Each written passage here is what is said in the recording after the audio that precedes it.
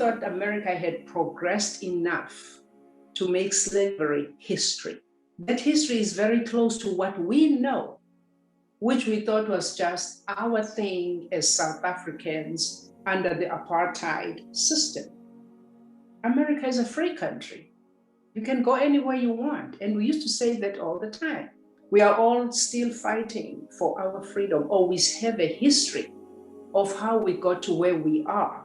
It wasn't easy. Some people had to die in order to gain the freedom that we are enjoying.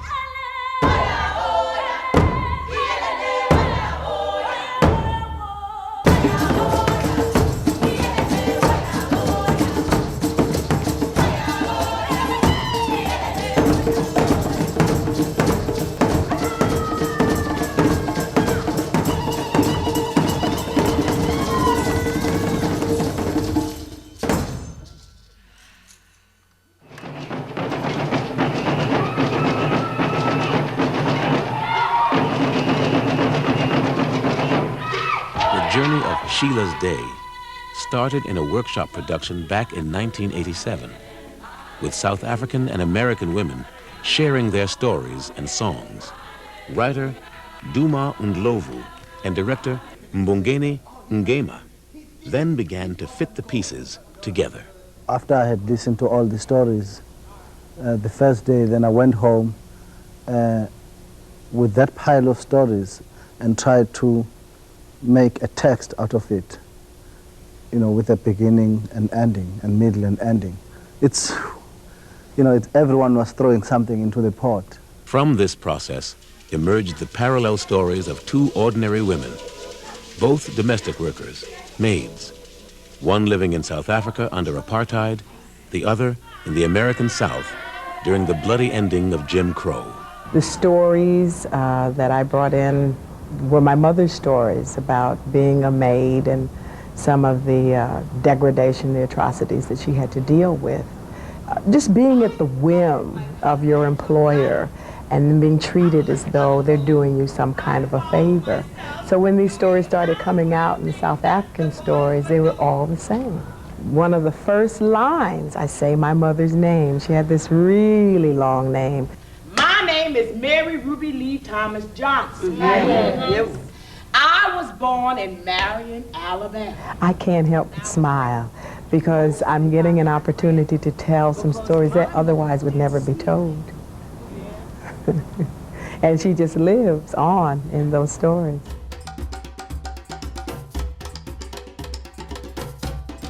I come from a long line of maids.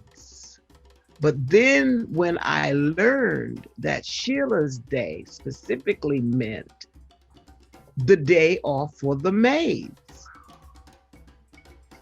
well, I knew something about that.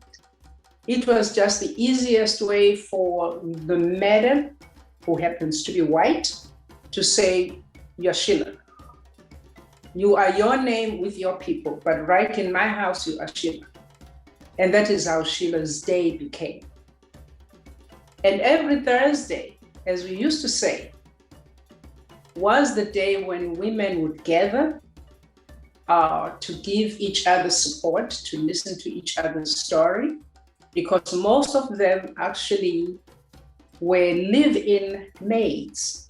And once I realized that I was allowed to just go for it, I just wrote and wrote and wrote and wrote because I had stories to tell.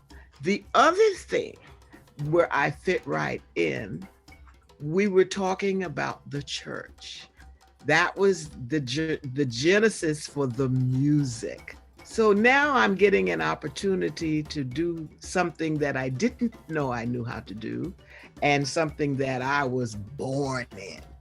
In my hometown of Tembisa, the tombstone on the grave of Mthuli Kashezi was shattered to pieces because it had stood in the form of a clenched fist as a symbol of black pride.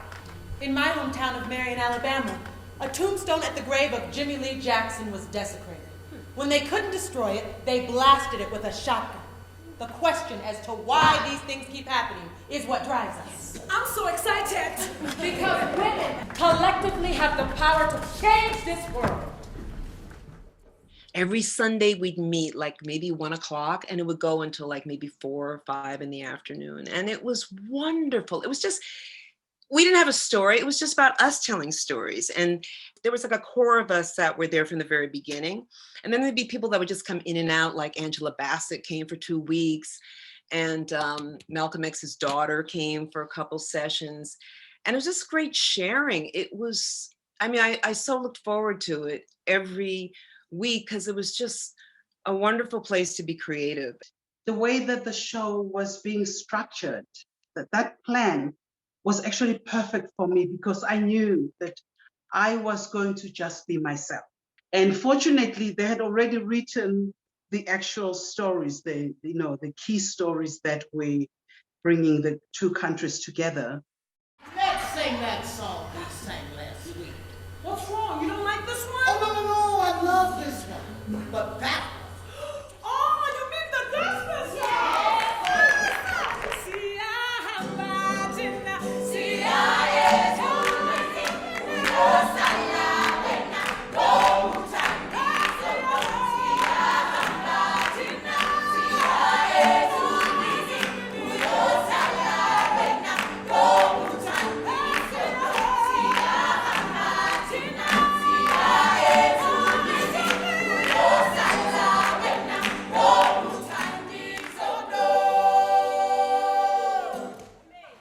They used to call me different names, like whatever character I was on that particular day, I would be called that. So she called me Madombolo. Everybody had to really come as themselves, you know? So, and you could see a person that is reserved, even in their character, and when they deliver their story and their experiences, who they were, you know, that's who they were, and it goes according to their character. We didn't have a set. What, we had 3 square boxes or something, or maybe 2 boxes. And then we became the set. This other person and I became a table, and we, you know, but that was Mongeni who just had this vision and said, this is what we're going to create here. And what I felt he brought was he brought this sort of courage of like, it doesn't have to be literal. That these are our characters, especially with the villains. Like my character was a villain. She was, you know, Kedu Sisi, we are marching to Pretoria. You know, and he's like, Carla, I want the big sunglasses, big, you know, and I was like, bigger, you know, because he wanted her to be delightful, funny, but because he knew that that was the means by which to get the audience to get it without offending them. And I will never forget my first day at work there. I was in the living room dusting, minding my own business, when this stringy-haired white woman walked right up to me. Girl, I want you to use plenty elbow grease. I spent half the morning looking for the elbow grease. And she spent half the morning looking over my shoulder. Well, I couldn't find the elbow grease. So I put a little bit more effort into my work. Well, she didn't complain. So I finally figured out that elbow grease simply meant she wanted me to clean like my arms was on fire. The next morning she came back in again. She sent me into the bathroom. She wanted me to clean the toilet bowl without a brush. Ruby! We used to call this your subtle apartheid.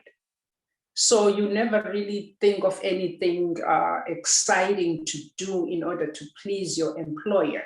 I remember we used to have days when we used to get very angry at who we are, how far we have come, and how far we have not arrived where we want to be. Well, I guess you know I was never called back to work at that Woolworth. Even after they integrated that large cow. I saw a tree planted by the water. We shall not be moved.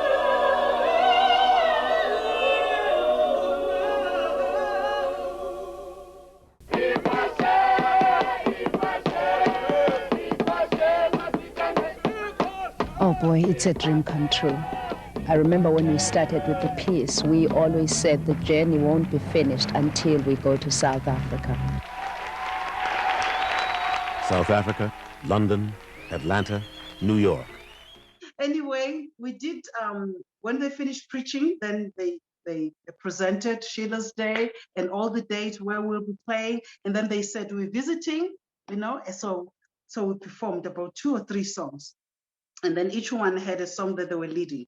So on our way out, the choir was sitting by the door for some reason. Maybe they had moved for us, I don't know. And then it was men on the left. And then when I passed this old man, it was oldish people. This old man grabbed me like this.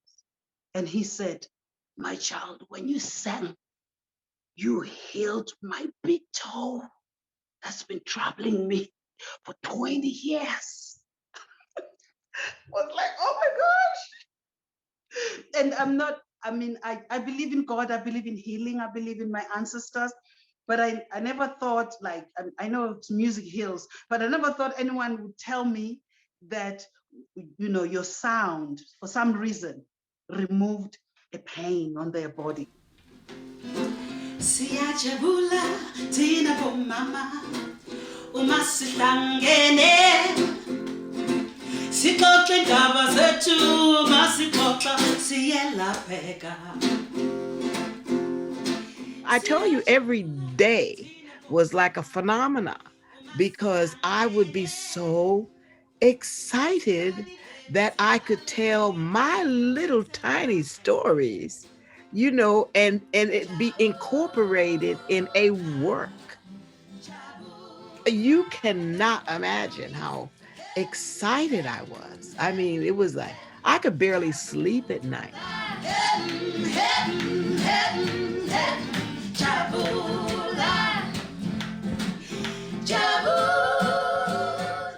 1990, if I'm not mistaken, and there was a man there at one of the performances. We kept hearing utterances in the audience, like grunts, like, ugh, ugh, you know, when we're all sort of cognizant of it, and it's like, but you know, you go on with the show. And afterwards, this man came backstage, I think with his caretaker, and he was a Vietnam vet. And she was explaining to us that he had never been able to speak since the war. And this was the first time he was able to articulate anything. And she said it was because of your show. August 1956. That is when I arrived in Johannesburg looking for work as a teacher. When I walked out of Johannesburg Park Station, I was met by a sea of women carrying banners, placards, posters. Others were handing out flyers. They were singing, dancing, chanting, and ululating. I tried to explain to them that all I wanted was a special permit in my passbook so that I could be able to work in Johannesburg. And these women said they are going to Pretoria to burn their passports. We are going to Pretoria to burn our passports. Nami. Yeah, boss.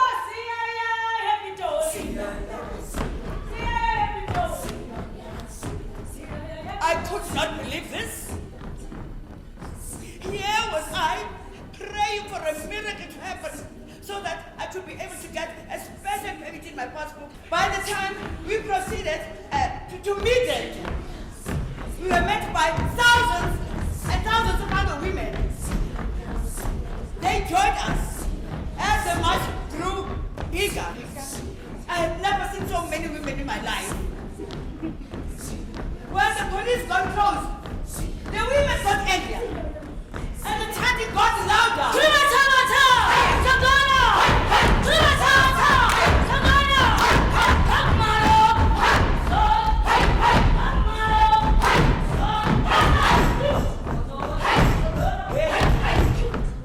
Before I knew it, all their passbooks were in flames. The police got the shock of their lives. Nothing like that had ever happened before. Yeah. That evening, trouble began in the townships.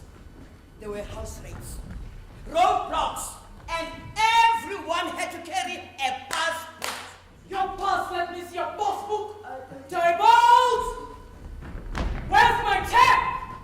Name, address, place of birth, date of birth, marital status, offense! Name! Place of birth, Zululand. Date of birth, 24 September 1936. Marital status. Singing. Offense! No passport. Oh, no passbook? Marching to Pretoria? You burnt your passbook, you know? These Kafirs are strange people. Cheeky bastard! Fingerprints! Fingerprints was what? Have you ever done potatoes with your bare hands? Oh, 6 months in prison should be long enough for you. God to see him a palala. Prisoner number 48.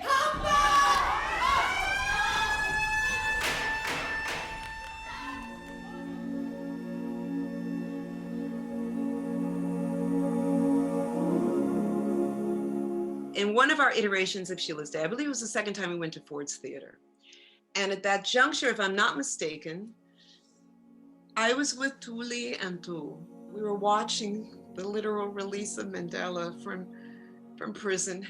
And you ask yourself, why did they release him?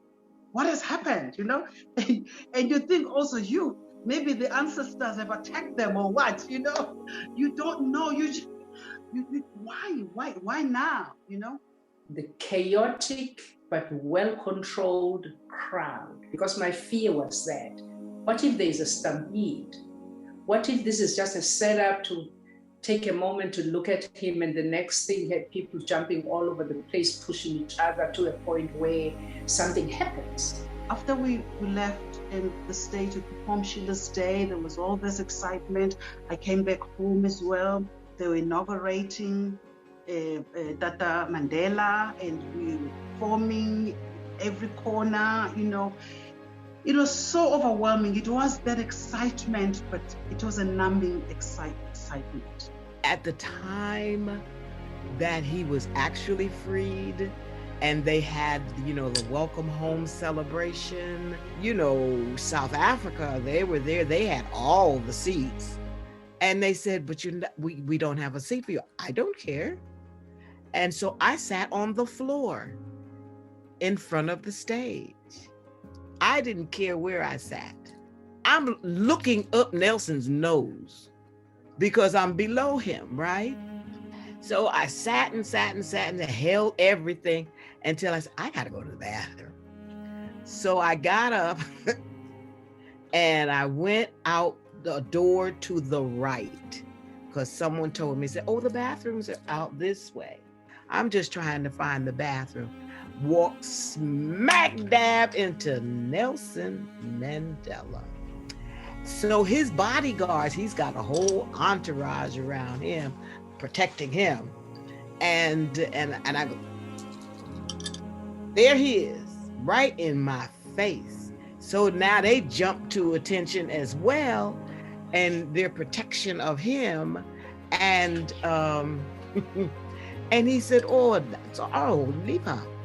And he said hello, and he was very welcoming. And I'm like this. I can't even talk.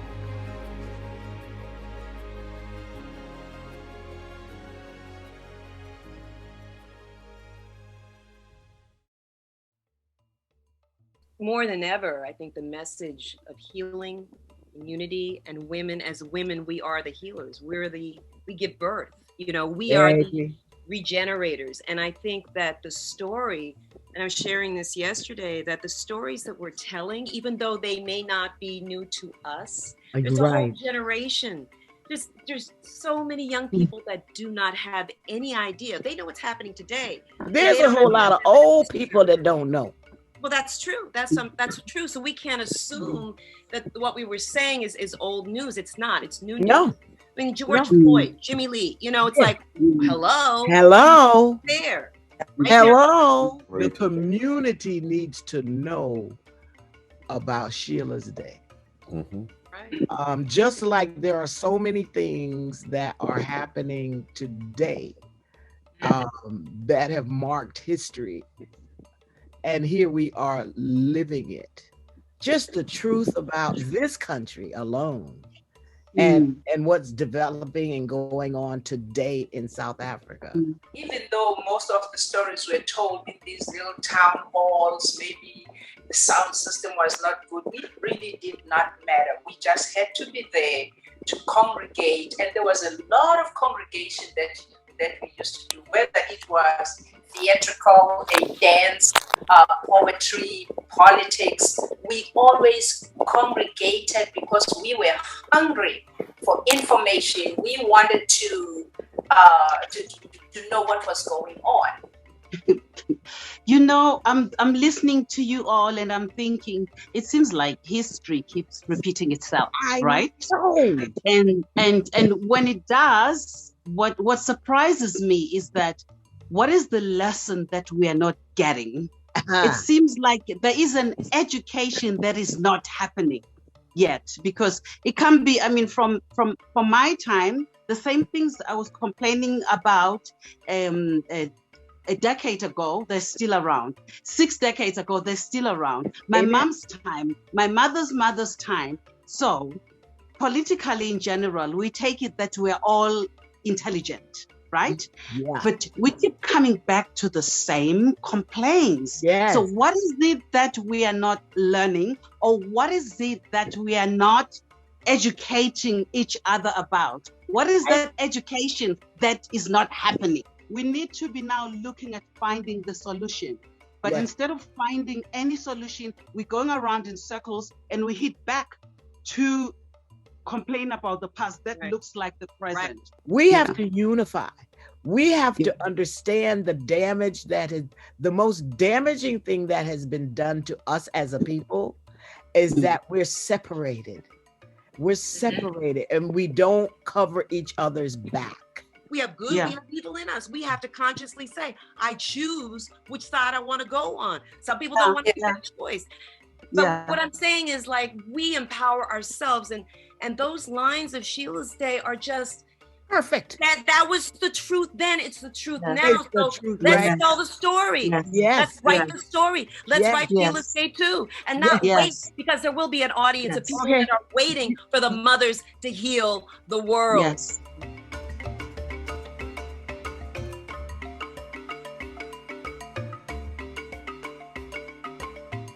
Just like the cops in America would set themselves in a space where they know that we need to start trouble in order to justify our actions. And train stations were like that in South Africa. And train stations were a place where if somebody knew that you were an activist and you happened to be at the train station at this time, we can start something in order to end this life and be justified in ending that life. And that is what happened. And it used to happen a lot. And if the target is Mthunzi that day, Mthunzi is gone. Because Mthunzi is not going to just sit back and say, oh, well, today I'm just going to play it down. Because once you are in it, you did not have a chance of not being an activist. You are always one. You are always coming to defend somebody who's being taken advantage of, or you are the target of that day. But you're not going to back off and say, you know what, let me cool off because no. once you are inside the freedom fighters, you continue to be one until you die or until they kill you. The night of the beatings, we had been gathering in the church regularly for almost 2 months because the voter registration movement was growing. We had been expecting Dr. King that night, but he couldn't make it, so we sent a representative, a Willie Bolden. Bolden's mission was to get the folks stirred up, and he did too, because by the end of his speech, we was all fired up, singing their freedom songs and ready to march to the jailhouse. Woke up this morning to the word, state of freedom. Woke up this morning to the mind, state of freedom. Woke up this morning to the mind, state of freedom. Hallelujah, hallelujah, hallelujah. We lined up. Then the local sheriff came up to us and told us that we were assembled there illegally. Y'all better disperse, else there'll be some trouble here tonight. Got 10 seconds. Then he started counting down. Then as he was counting down, some of those white men pulled out their guns and shot the street lights. Pow! Pow! Pow! The street lights started going out as soon as we pulled into the parking lot in front of Mac's Cafe. Then we heard gunshots. Sounded like firecrackers. Then we saw people, lots of folks, running from the direction of the church toward us in the dark. And we saw shadows as they passed the truck. They were holding their heads and they were running and they were screaming. We were running! I overheard one of the men say, BJ, that's old Mr. Kegley, don't beat him no more. As soon as they left him, I came back and I tried to help him up. The only light left in the area was a single light bulb in front of Mac's Cafe. We saw Jimmy Lee's mother run past us toward the cafe with the state troopers hot on her heels. That's when Jimmy Lee jumped out of the truck and followed. Well, she didn't even get inside the cafe. When the troopers dragged her out, they just started to beat her up. But she put up a hell of a struggle. All but the group overpowered her. By then, Jimmy had reached to where his mother was, and he tried to intervene. But when they saw him, they left his mother and they turned on Jimmy, or they started beating him up with those clubs. You see, Jimmy was a big man, and when they saw they couldn't knock him down, I saw the trooper take his gun, and he put it to Jimmy's side, and he shot him. Pow, pow, pow. He shot him 3 times. Somehow, Jimmy broke free, only to run smack dab into another white mob who proceeded to beat them all upside the head. Jimmy managed to break free this time, and he was facing the truck. Somehow, I thought he saw me, so I signaled to him to come to the truck as I tried to stay hidden from the others. But he didn't see me. He just ran straight past me on up the hill, holding the sack, stunned, but not falling. When he got up to the top of the hill, it just seemed like he just disappeared. I ain't never seen nothing like it before. It looked like Jimmy went straight on up into heaven.